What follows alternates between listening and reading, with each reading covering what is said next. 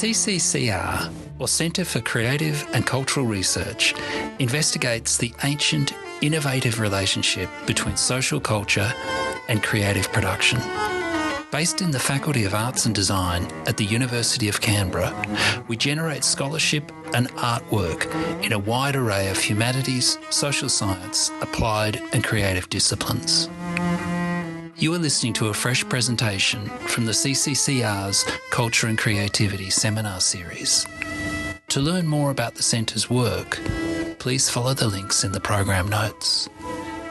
This podcast was recorded on the unceded lands of the Ngunnawal and Ngambri peoples.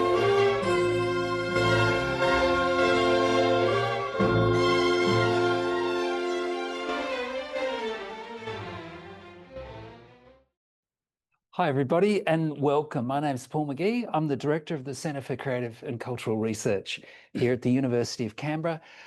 We are on unceded Ngunnawal country.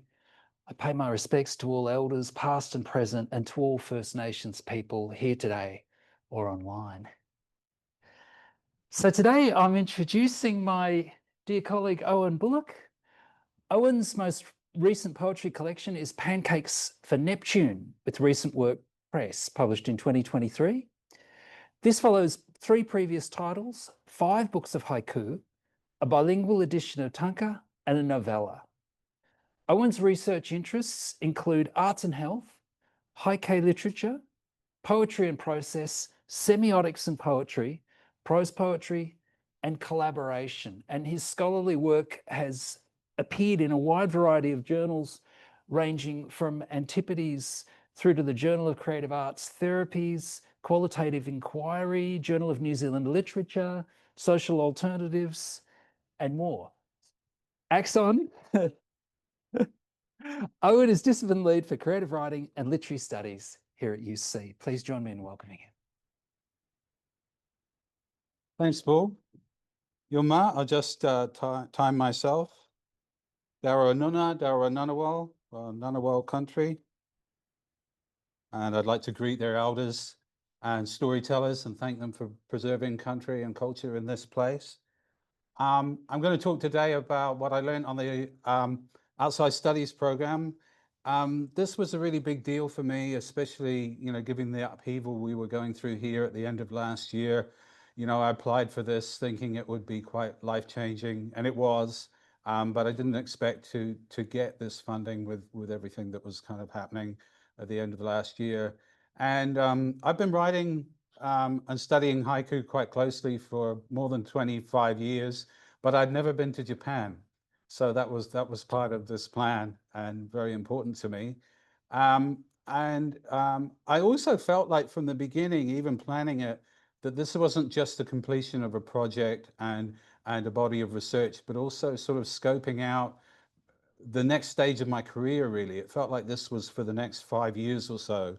And the crux of it was to complete a teaching book, how to write haiku. So I was lucky enough to get a contract with Bloomsbury Press to create a teaching book, which I've got to finish by the end of the year. So I'm enjoying working on that.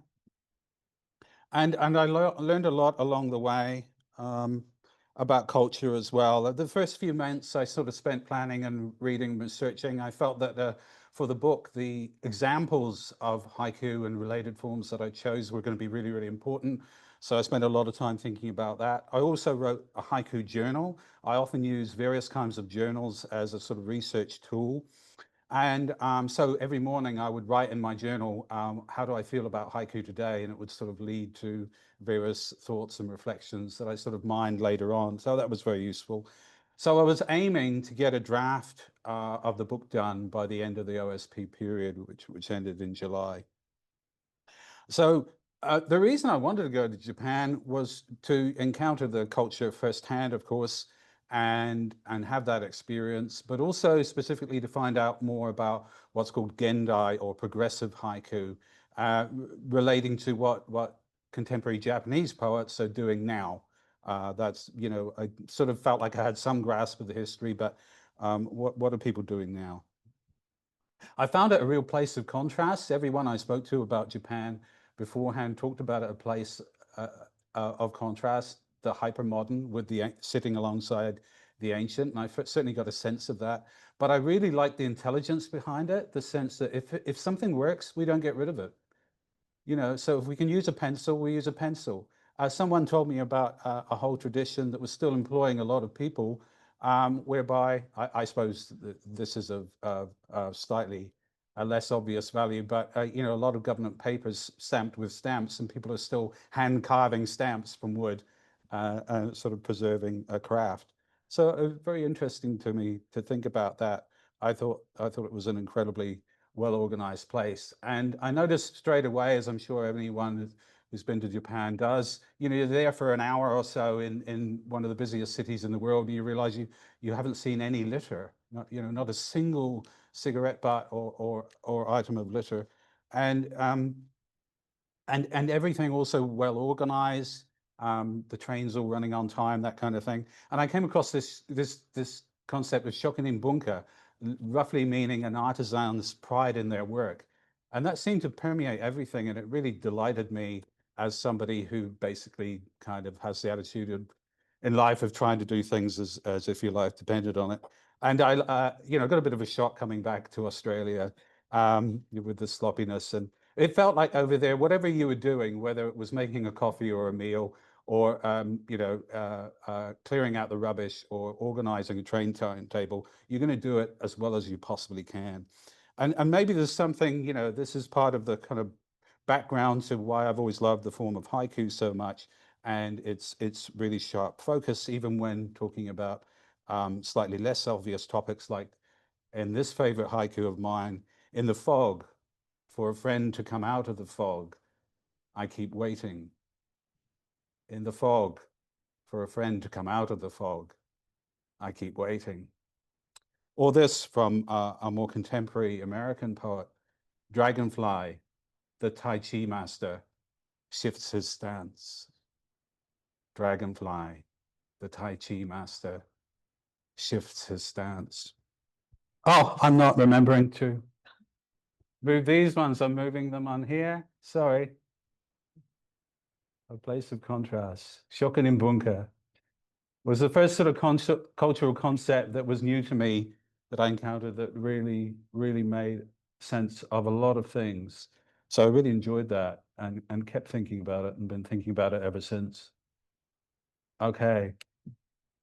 The other concept that became very clear was imitation and reinvention. And we saw a wonderful retrospective of Japanese art in the National Museum in Kyoto.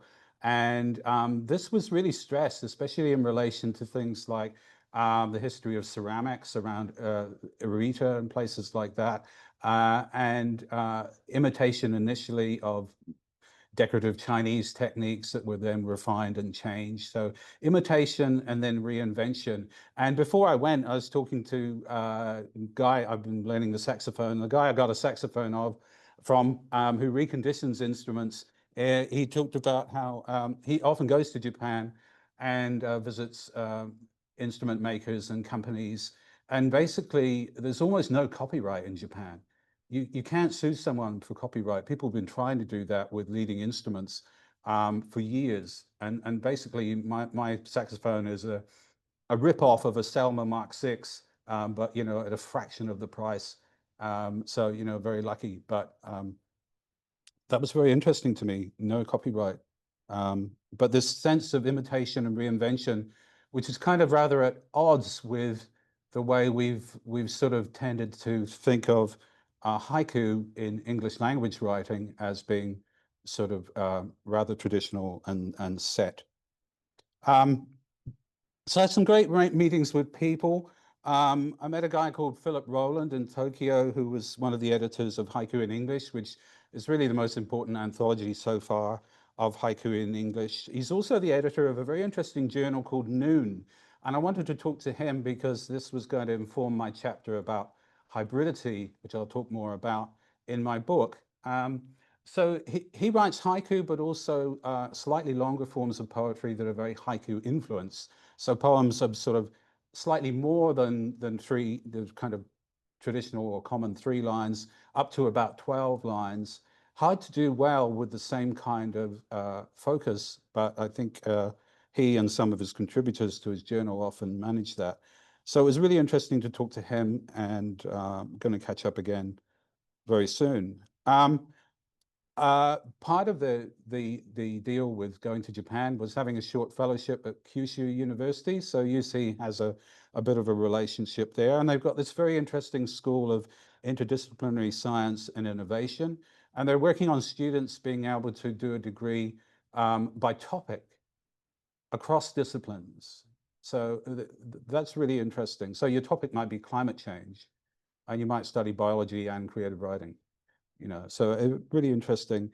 And Jan Lorenz, who has sort of initiated that center and its work, is a neuroscientist, and he knew of my interest in synesthesia. A little while ago, I wrote an article about the use of synesthesia, the blending of the senses in haiku as a literary technique. So I gave a guest lecture there, which also included some workshop time with the students. There were Japanese and foreign language students, and that was fascinating. They totally got the idea of synesthesia, wrote some very sophisticated things. Yeah, so that was really interesting. And so it's quite odd, Kyushu University, because it's a massive university. It's the 5th highest ranked university in Japan. It's amazingly resourced, an incredible archive library. And but it's in the middle of this really country area, and surrounded by intensive agriculture. So it was kind of a lovely contrast, and explored the peninsula on bicycles at the weekend. It was a lovely contrast. Wrote a lot of haiku there. Here are a couple. Oh, that's Kyushu. Some guy out the front. Intensive agriculture. Poppies in the unusable strips. Poppies in the unusable strips. Hawk peppered by crows. Hawk peppered by crows. Then I went on to Kumamoto to meet Professor Richard Gilbert, who really came to prominence with the publication of his book, The Disjunctive Dragonfly, about haiku aesthetics in 2013, and someone I'd sort of come to recognize as really the sort of quite obviously the leading theorist of English language haiku, but someone with a deep knowledge of Japanese haiku because he'd lived and worked there for 30 years. And I feel that he really enlightened us about progressive or Gendai haiku in a way that was a bit of a shock, and that English language writers still haven't really assimilated, though there are small signs here and there of evolution, I guess you could say. So I was looking forward to meeting him, and learned a lot from him about Gendai. So literally, Gendai just means new style haiku. But in practice, to my reading, they're really quite surreal.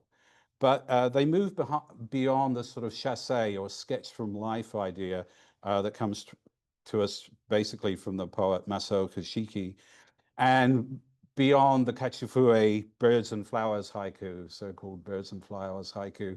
That term was originated by Kiyoshi, who was one of Shiki's disciples, but of a slightly more formal bent. So it goes into more imaginative territory, and the subjective inner experience of the haiku part themselves, and also has a strong sense of shakaisei, of social consciousness, in a way that a lot of birds and flowers haiku don't, and don't sort of reach beyond. And as I mentioned, as often happens with the translation or mistranslation of a cultural concept, a lot of English language haiku, including my own, has been largely sketched from nature, chassé based, purporting to some kind of objectivity or realism. The irony is that the chassé concept, coming from Shiki, sort of just before the turn of the 20th century, came to him at a time and phase in his writing where he was reading German philosophy and hanging out with friends who were very interested by Monet's ideas about realism. And so the concept he kind of was responding to wasn't Japanese, but it sort of became cemented after his time as a Japanese concept, which is, you know, one of those very wonderful ironies of literary history. So he had two followers, Hekigodo and Kiyoshi. Hekigodo was a bit more of a free spirit. Kiyoshi kind of consolidated this idea that, you know, you wrote a sketch from life, objective observation of the natural world. And that's really what haiku were. So it got rather kind of set, and he founded a journal called Hototogisu, which is still by circulation the you know, best known journal in Japan. But these ideas of realism, Richard Gilbert explained to me, were kind of, you know, had this base of Judeo-Christian thought underpinned with a bit of Greek thought, overlaid with Enlightenment thinking and European Romanticism, and the whole idea that realism was possible in literature was just that. So kind of interesting and very odd history here.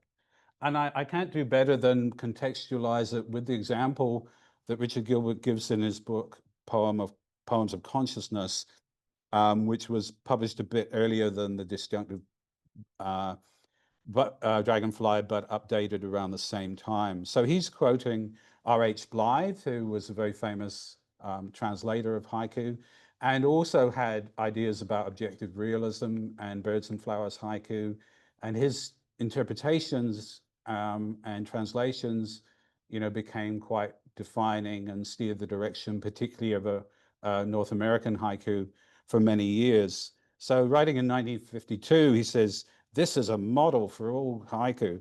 The sparrow hops along the veranda with wet feet." One of Shiki's realist pieces. So this is 1952, but Richard points out that 15 years earlier than that, we had people writing poems like this in Japan: "A machine gun in the forehead, the killing flower blooms." A machine gun in the forehead, the killing flower blooms. And "War dead, exit out of a blue mathematics." War dead, exit out of a blue mathematics. What's that if it's not a postmodern poem? And I've noticed now that I've read more recent translations of Gendai Haiku that some of the other translations, which I kind of hadn't even remembered I had encountered, tended to kind of gloss over and simplify, excuse me, some of the strangeness of this new Gendai Haiku. For example, a much earlier translation of the first of these by Makoto Ueda, who's a wonderful translator, but kind of overlooks a lot of the discussion of Gendai Haiku and what was happening during and after the war, renders it a machine gun in the middle of the forehead, red blossoms bloom. A machine gun in the middle of the forehead, red blossoms bloom. Same idea, but the strangeness rather kind of toned down, and I've encountered that elsewhere as well. I didn't remember again. Sorry. I'm not used to these. So to continue the thread of how kind of revolutionary Gendai Haiku could be, and I'll contextualize it a little bit more in a moment, I just wanted to shock you with some examples. A poet called Yamaguchi Seshi caused a sensation in the 30s by publishing a haiku about a steam engine. "Summer grasses, the wheels of a locomotive, come to a stop." Summer grasses, the wheels of a locomotive, come to stop. And when I interviewed him more formally, Richard explains, before this, you couldn't write about a locomotive. You couldn't write about a dog because dogs don't migrate. So they're not a season animal. So you had to have a seasonal reference in your haiku. Going back to this one just for a moment, I think it also might be subversive in referencing famous Basho haiku, "Summer grasses, all that's left of the dreams of warriors." So that might be part of his strategy there. So Gendai is associated with the new rising poets movement of the late 30s. And they were suppressed in what became known as the Haiku Persecution Incident, which wasn't just an incident, it was many, especially over a 2-year period from 1940. So 46 poets were arrested and imprisoned, some of them tortured, 2 died in confinement. They were made to sign false confessions. It was a pretty extreme situation. Those 46 poets were associated with 5 poetry magazines, haiku magazines. So haiku in Japan tend to be written within a kukai, a group, and that group has a teacher or sensei who should be very learned and publishes critical work as well as creative. They publish their own journals. And so these 46 individuals were associated with 5 different journals that were viewed as subversive, treasonous even. And all copies of those 5 journals were destroyed. And over the next few years, a number of other journals were completely obliterated. Even the haiku themselves were interrogated. So previously, the rule was, I mentioned season word. So a haiku had to include a kigo, a season word, which has huge advantages because those words have great cultural depth in Japan. And some people argue that even when we use season words in English, it doesn't have the same depth. I think occasionally it does, but and sometimes other cultural references that we can make to literature or phenomenon can also have an interesting level to them, to deepen them. But yeah, not always season words. They had to be in 17 on or sound units, and pretty much they had to use a juxtaposition between the often two images that were represented. So very strange situation. And just to illustrate the point a little bit more, read you something. So the false confessions. So this is from Yuki Ito's article about the new rising haiku. The false confessions included declarations such as, "I was an enemy of the government, but now I worship the emperor," and "I was a communist and planned revolution against the emperor's order." There were 22 separate clauses put into the false written confessions. Moreover, the haiku poets had to perform a haiku anatomy of their works. That is, they were forced to interpret and denigrate their works according to the will of the special higher police. Prisoner poets were also compelled to perform this haiku anatomy on the works of their friends and fellow poets. Quite incredible. Even some of the arresting officers performed a critique of the individual's haiku as they arrested them. It was utterly bizarre. Yeah, so this guy I mentioned, who was Shiki's disciple, Kiyoshi, unfortunately ended up working for the Japanese Literary Patriotic Organization, which is the group that critiqued the work of these revolutionary poets. So according to the nationalist traditionalists, to write haiku without kigo meant anti-tradition, and anti-tradition meant anti-imperial order, and thus high treason. Therefore, all new rising haiku was to be annihilated. So that's kind of the atmosphere that these Gendai or progressive haiku originated within. But I wondered how prevalent Gendai was amongst contemporary Japanese hygiene. It seems to be very mixed. As I mentioned, haiku are written in groups. Hardly anyone writes haiku outside of groups. It's estimated that 1 million adults write haiku actively. Most are in their 60s or 70s. There's a bit of a trend at the moment for a lot of young people, like really young people, writing tanka, which is quite amazing. So a lot of the groups are quite traditional. I got the impression that the traditionalists were sort of still in the ascendancy, and yet some of the leading Gendai haiku poets like Saito Sanki and Tota are sort of considered national heroes, and people know. And the number of people I met who quoted Tota's haiku to me was quite amazing. So people do know the work. Richard's groups translated these poets, including almost the complete works of Tanaka Toto, who wrote a lot. So then I moved on. some of you will know Rina Kikuchi. There's a photo coming up in a moment. She's an adjunct at UC. She works at Shiga University, and she invited me there to give a talk and teamed me up with a wonderful poet called Ayaka Sato. So we gave a talk about why we wrote haiku, and great discussion and lots of questions from students there. That was really fun. And then I interviewed Ayaka-san more formally as well. So just some photos because we can.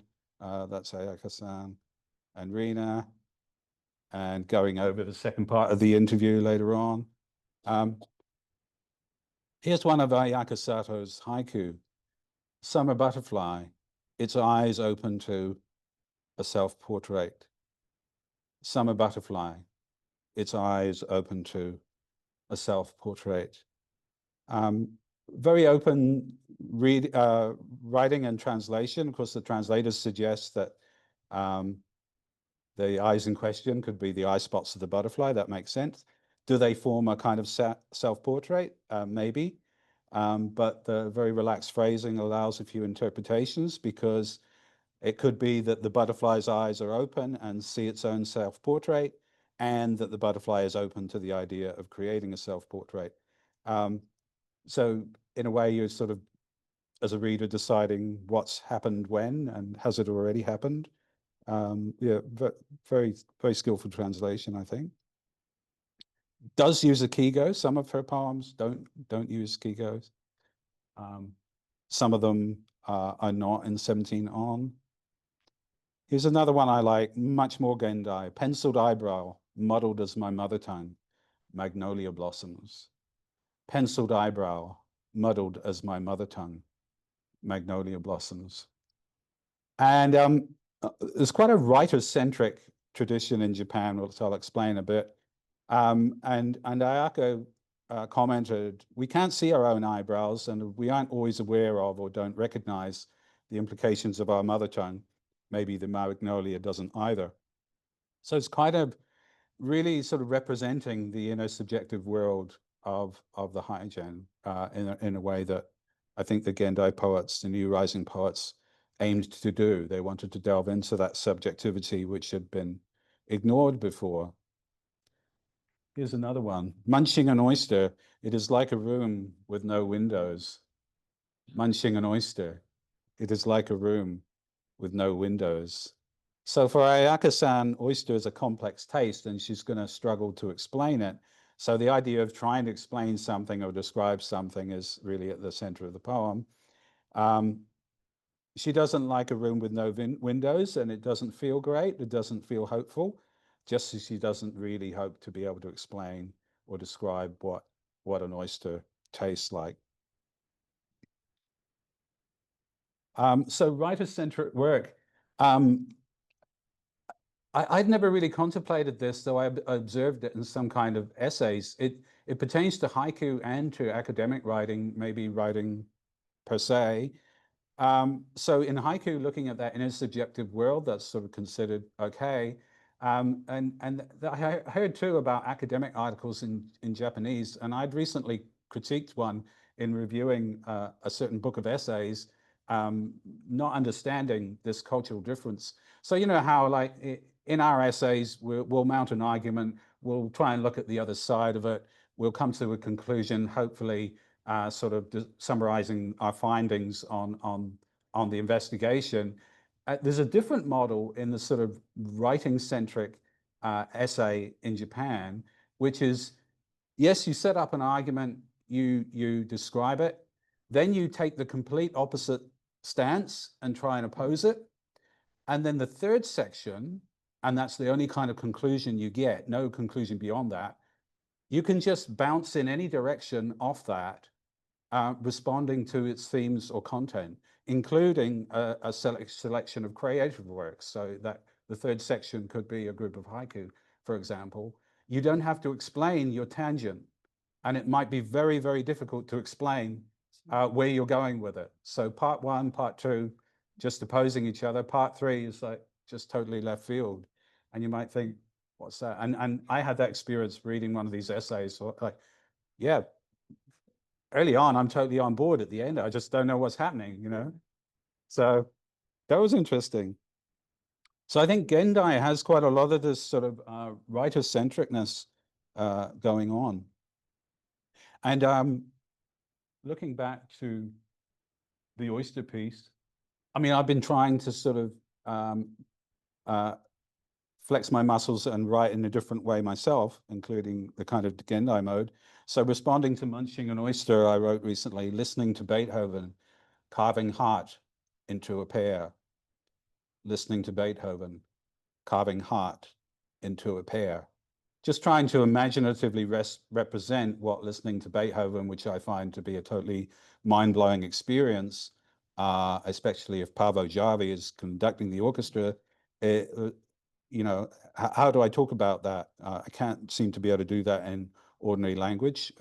Maybe a Gendai-like stance is better. I was also a little bit informed by something I'd learned about the language in that haiku and quite a few others. If in English we go subject, verb, object, in Japanese the verb's always at the end, the object and then the subject preceding it. The subject can come first when it's personal, like as in if you use the word watashi for I or watashi no, meaning something belonging to me, that will come at the beginning. And in textbooks and even on Duolingo, watashi no blah, blah, blah is included. In real life, in conversation, people hardly ever use those words. So everything is contextualized by the verb at the end. So if it's desu, which is a kind of equivalent or, you know, nearest equivalent to the verb to be, that'll tell you that what's being owned is being owned by the speaker who is not named. So if it's about someone else, it'll be about Ayaka-san, and that person's name will be in there. If you're the one speaking, you basically never give the personal pronoun, which is quite amazing. If you were formally introducing yourself, you would, but that's sort of, I don't know if I even heard anyone do that. So that was really interesting. So I've been noticing that, you know, a lot of, well, it depends on the translation, of course. Some translations of Japanese haiku will leave out a lot of first person pronouns. And I'm just sort of playing with the scope for doing that. Does it make for a more interesting poem? Is it usefully ambiguous, or will we just get lost? And of course, it's a case by case thing. But that was really interesting. So going back to Gendai, and now thinking about how we'd apply the Gendai haiku to, which obviously has an incredible kind of history and cultural baggage, to equivalents in English. If poets like myself are starting to write in that way, what do we call that? So again, I go to Richard Gilbert's work because he's really the first one to sort of draw our attention to this a lot. So back when he was writing in Poems of Consciousness, he was talking about modern contemporary haiku. He was saying we shouldn't describe English language haiku as Gendai. We should come up with a term for it. So modern contemporary he went for. And then a little bit later in an interview last year, he was talking about modern progressive haiku, introducing the word progressive. And I'd kind of identified quite a few haiku in English with that term. So it was one I could really relate to. And when I interviewed him in Kumamoto in May, he'd settled on just progressive. He said he wants to call progressive haiku in English just modern, right? But because of the influence of journals in the US like Modern Haiku, which is the longest serving haiku journal in English, founded in 1968, which is very traditional, very chassé based, not really particularly modern in any progressive sense. Very good, you know, brilliant, but not particularly innovative. So brilliant within certain limits. So, you know, he'd love to use the word modern, but it didn't seem to work. So progressive. So I've kind of adopted that word for these sort of efforts. And here's one possibility: eucalypt. Its 18-ball pattern pushes back sky. Eucalypt. Its 18-ball pattern pushes back sky. And that was published in one of the few overtly progressive haiku magazines, edited by Richard Gilbert and Clayton Beach. sort of Japanese-American fusion magazine. And I'm trying to represent my interior subjective world. I'm a juggler, and I've been juggling a lot again recently, and I see everything in terms of patterns. And I look at trees, and I think if it's a little tree, that's a 9-ball tree or a 7-ball tree. A really colossal tree is a 15. Anything that's 15 balls or more is beyond human possibility. And it's my way of sort of giving reverence to the natural world. Trees of only 35 years old have already vastly exceeded the capacity of the entire human race in terms of juggling. And various other things. I mean, I think trees are the most important life forms apart from worms and mycorrhizal fungi. But anyway, so I'm trying to represent that in a subjective. So I'm going to kind of come up with an argument at some point that Gendai Haiku or progressive haiku is a form of postmodernism, which I've only seen one person sort of briefly touch on, and that is Clayton Beach. And he writes, despite what some might believe, Gendai Haiku is not a widely divergent, incomprehensible oddity from a historical viewpoint, but rather a vital part of the haiku tradition, well-rooted in pre-modern haiku through Basho to Buisson and Issa. I mean, Basho wrote some mind-bending things full of strange internal references using questions, which were, kind of a no-no at the time, but primarily derived from Masaoka Shiki's original conception of haiku as a distinct poetry. Gendai haiku is a genre that's both forward-looking and retrospective, and in the decentralization of the myriad approaches it contains, it can also be considered postmodern to a certain extent. So I'm sort of going to investigate that idea a little bit. I like that idea. So towards the end of the trip, I went to the Museum of Haiku Literature. No photos, because I wasn't allowed to take any photos there at any part of the building, but it was quite an incredible place. It looks very modest from the outside, but it actually occupies 7 floors. 4 stories are storage, and they have more than 350,000 haiku journals published by all those kukai I mentioned, and a pretty amazing collection of haiku in English and other European languages in particular, and some Chinese. And so I had a great time searching there, and Ayaka-san helped me with the sort of search tools. You search journals by online entry, but you search collections, books by individuals through an old card system. So you bring out this really long drawer of handwritten cards, and you go and ask for a certain book. Well, that was a lot of fun. I spent 2 hours just doing A and B. So there's lots to. You could spend a month in that museum. That was amazing. And I wanted to show you a photo of some robots we encountered that were selling some food in a mall. But for some reason, I couldn't transfer the file. But I just share the haiku. So just before we left Tokyo, robots, I almost want to say goodbye. Robots, I almost want to say goodbye.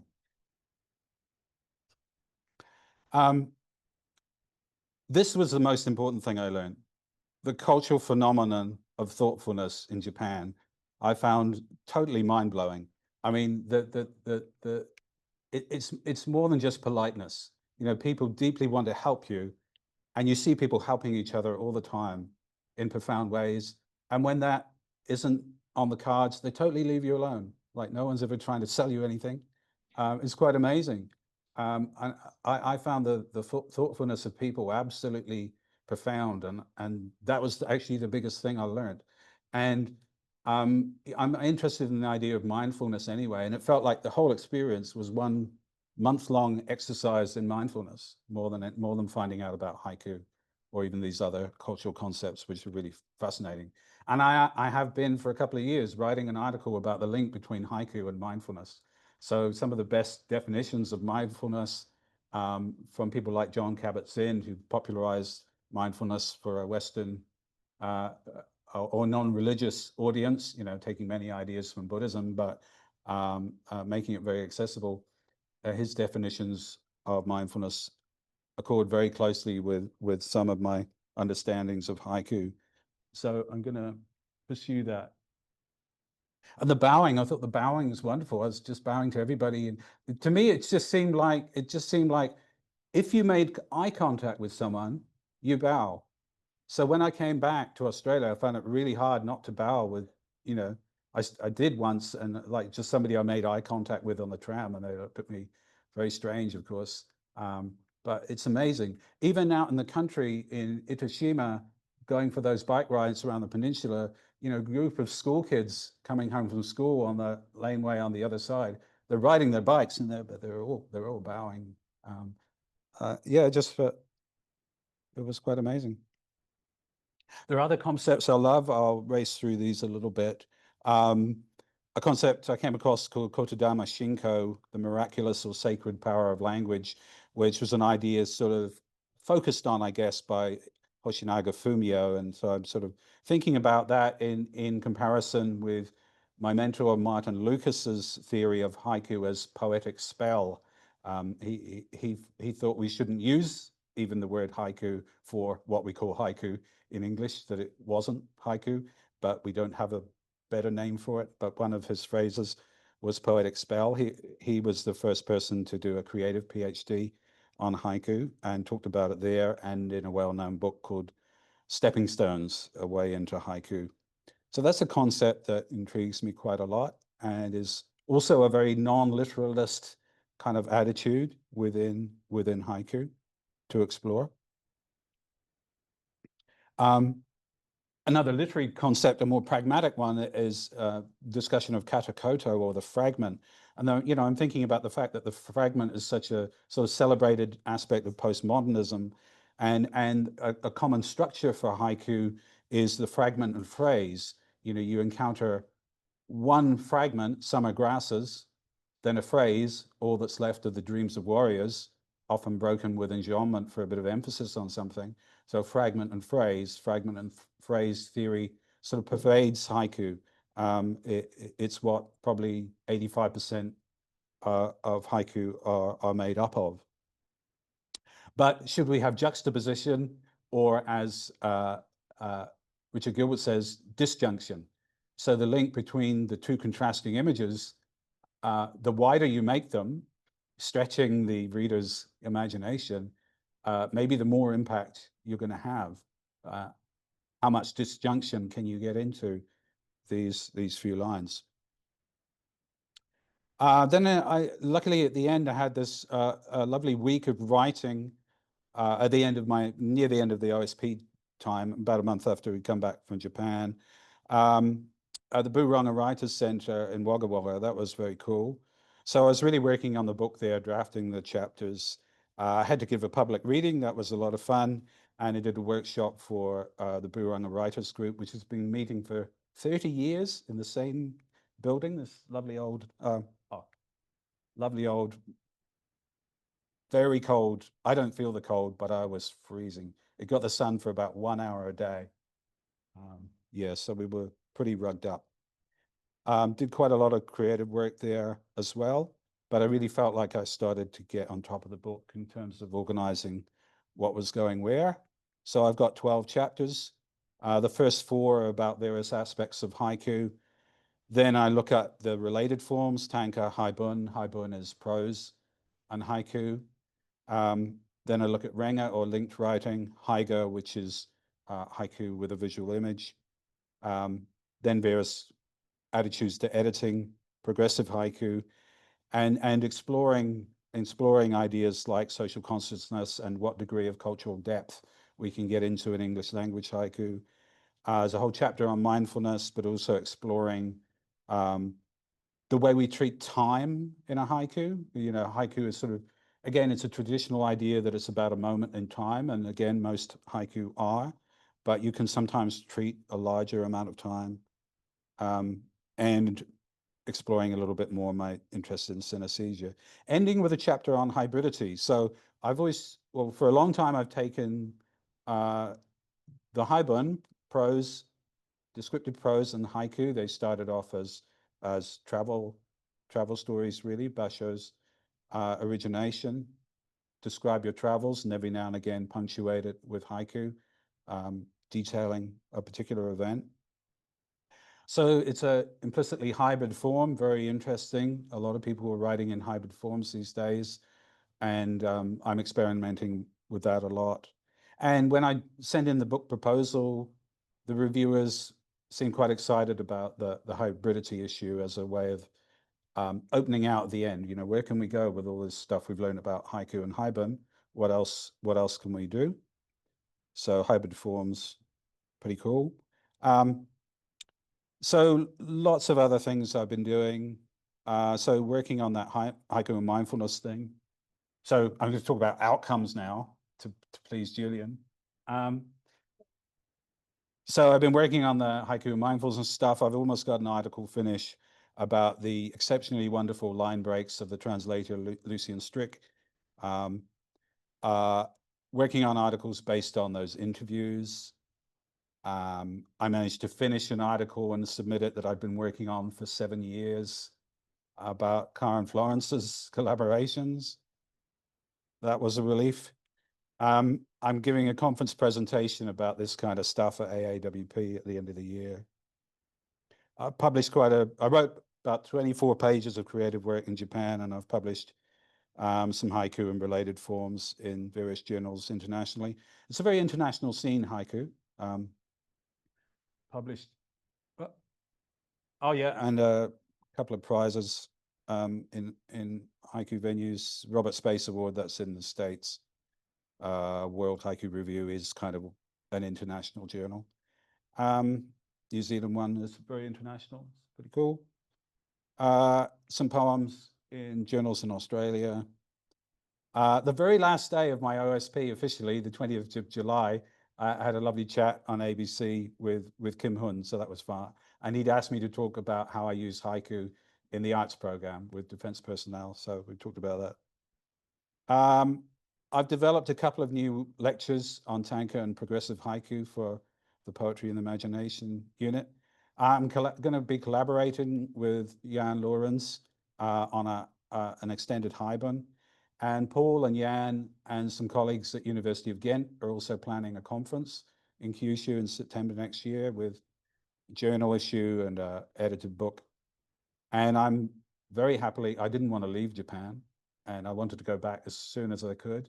And luckily, I'm very grateful to get the FAD seed funding research to go back. I'm going to go to a translation workshop, do some readings, conduct some more interviews, do some of that conference planning. And I also work on my other projects, like my hospital project, Poetry for Wellbeing and Recovery, which finally started again last week. So very happy about that. And a research collaboration with the Central Australian Aboriginal Women's Choir. So things that just had a bit of time to further. And I've got a new haiku collection coming out next year, which will be called The Scuppered Lily. Friday mornings, ink bleeding sky, the scuppered lily.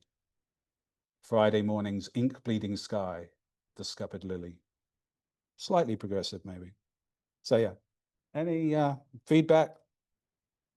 Happily received. Thanks. Arigato gozaimasu.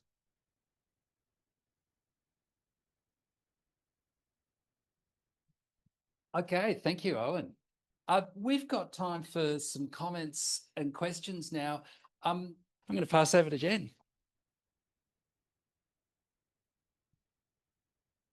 Thanks. First, beautiful. What a wonderful presentation, Owen. Thank you for that.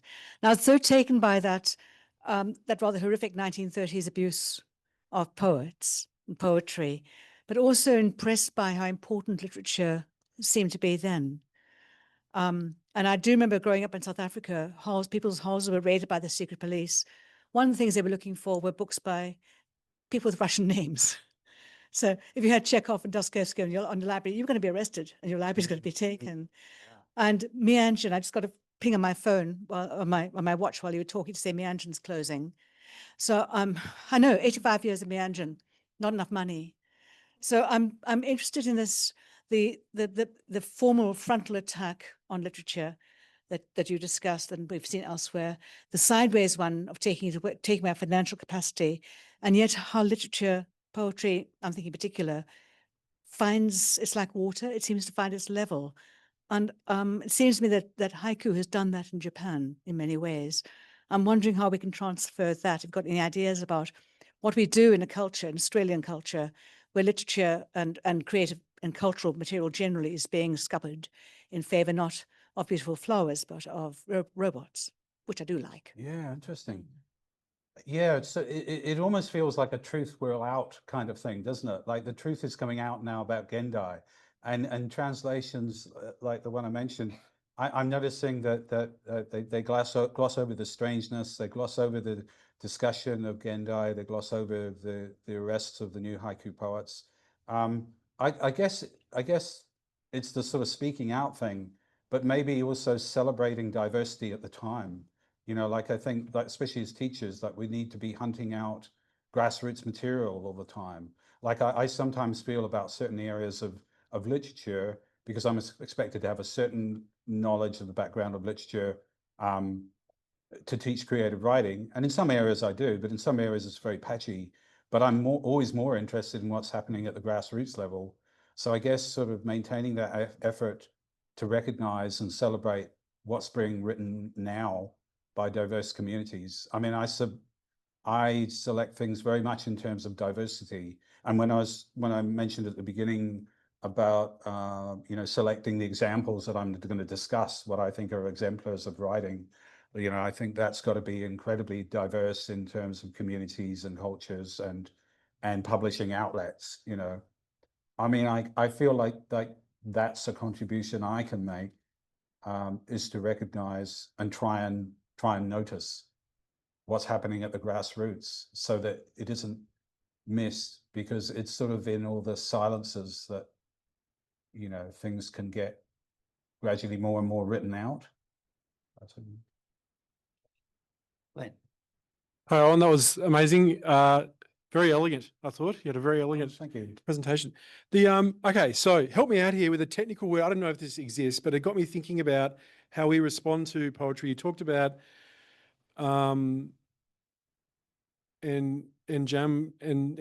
I want to say that wrong. Yeah. And the flow, right? The flow, like, so that's the kind of aesthetic form from one way of thinking about it. You talked about it in terms of how there's this kind of gap that the imagination fills. And is there a word to describe what the mind does of the person reading? Is there a term to describe the hitch in the thinking, in the flow in the thinking, in the way in which the person reading the haiku or hearing the haiku, is there a word to describe what the audience is doing? Is there a term for that in poetry? Oh. Do you know what I mean? Like it's I think because it feels like, because Jen's point, which is about culture, we've almost lost the ability to contend with those slips in thinking. We want it to be easy, right? Like I'm just trying to think through what that means, because I've got this thing going on that's to do with kind of complexity.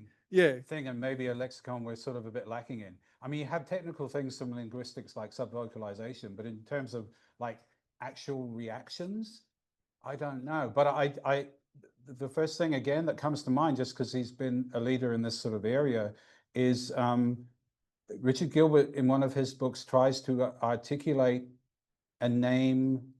He's one of those writers who likes to come up with his own terminology, because he thinks there isn't terminology for something he's identifying. And I've done a bit of that. It's sort of fun, it's creative, and you're trying to pin something down. So he talks about effects that are sort of based on things like misreading and misdirection. You know, that when there's a kind of disjunct and then a catch up in the mind, where the author is probably deliberately playing on a likely initial misunderstanding or something like that. But I don't know of other terms. That's kind of, do you know something? I could pitch in Immanuel Kant, the free play of the imagination and the understanding. It's precisely his phrase for this effect. Right.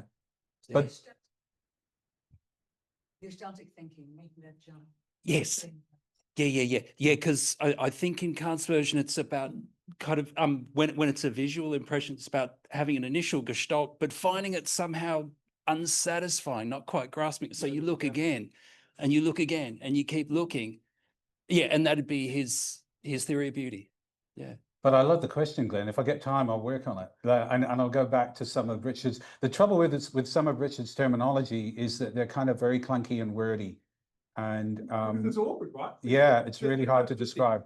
You're trying to name something that's so specific that unfortunately you seem to need quite a few words to do it. And with that sort of naming, we ideally want just 1 or 2 words, but you end up with 6 and it's like no one can remember it anyway.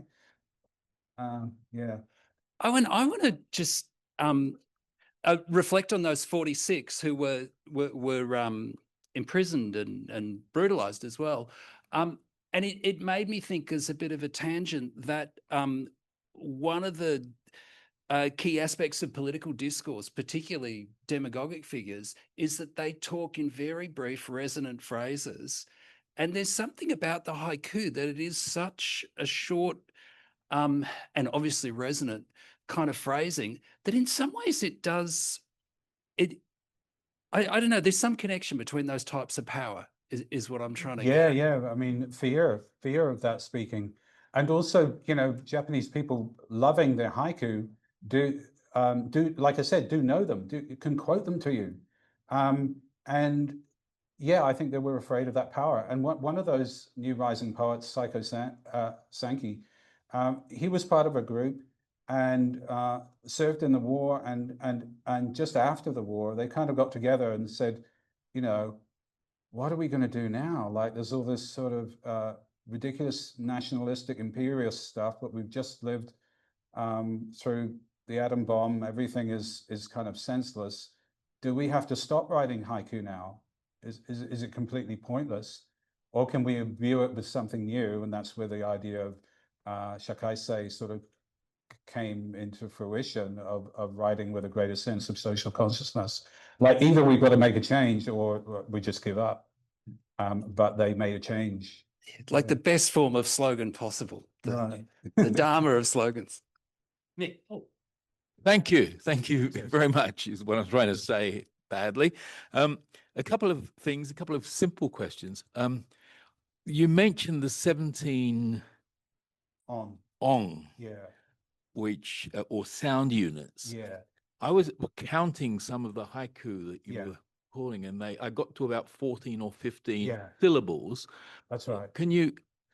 Sure, this question often comes up. So the first translators realized that the nearest equivalent to Japanese on, or sound units, you can also count in G, which are the characters, but most people count sound units, it seems. There's another more colloquial word for it as well, which I can't remember. But those sound units include the kire, or the I didn't mention the cut or pause. Oh, right. You know, at the end of the end of the fragment, before the phrase, and then on can include forms of punctuation.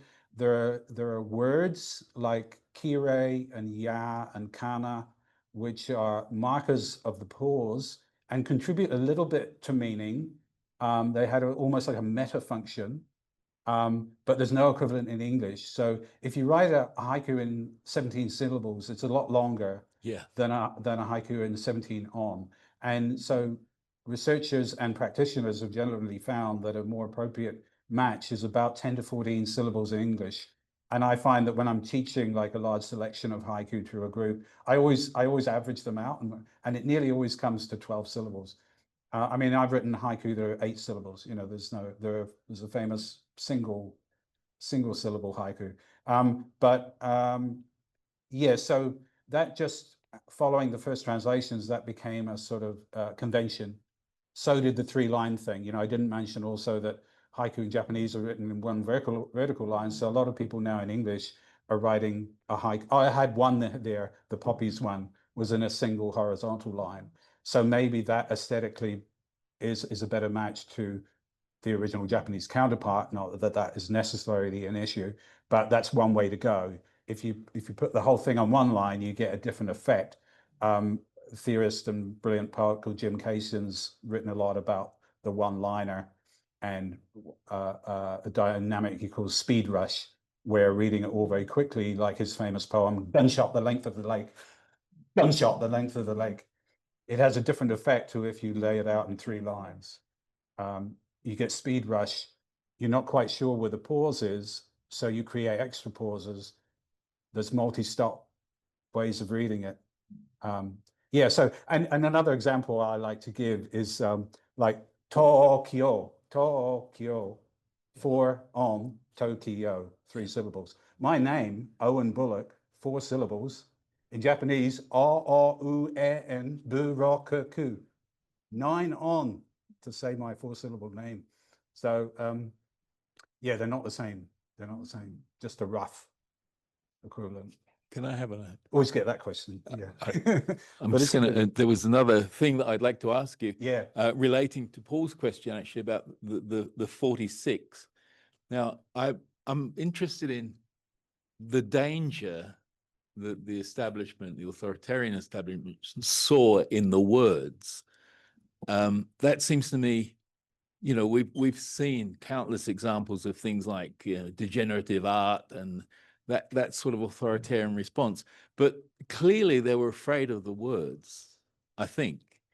And is that because of the particular sensibility of Japanese to haiku words, or was it merely a sort of identity function that people? I've got the impression it was more about established practices than individual words, but it would overlap in relation to things like dogs. You know, like if a haiku, you know, had to have a kigo in it, a season word. Yeah. It had to be in 17 on, even though Shiki, before the start of the 20th century, was already experimenting with haiku that weren't even in 17 on, and many contemporary haiku poets now deviate from that.